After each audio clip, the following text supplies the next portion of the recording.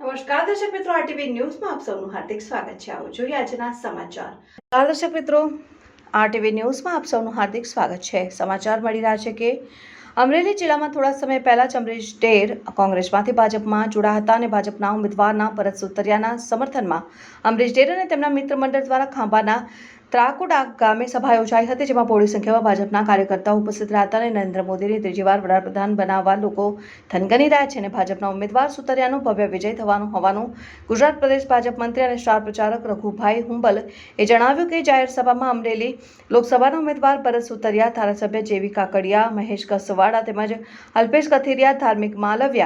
માવલિયા તેમજ જિલ્લા પંચાયત સદસ્ય ઉપેન્દ્ર બોરીસાગર તેમજ આસપાસના સરપંચો સહિત કાર્યકર્તાઓ આ સહિતના ભાજપના નેતાઓ ઉપસ્થિત રહ્યા હતા અને ભાજપના પ્રવક્તા અને સાવરકુંડલાના ધારાસભ્ય મહેશ કસવાડા કોંગ્રેસ પર આકરા પ્રહારો કર્યા હતા.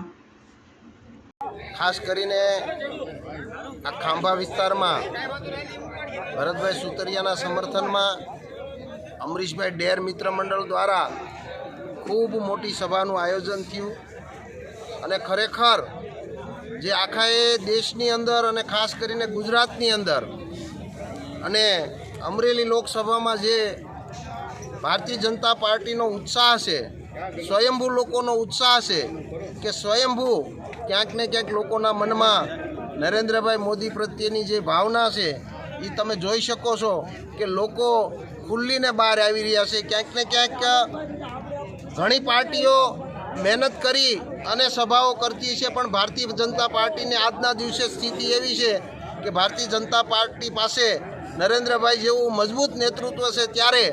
આખો એ દેશ એને ત્રીજી વખત વડાપ્રધાન બનાવવા માટે થનગની રહ્યા છે. ત્યારે આ અમરેલી જિલ્લાના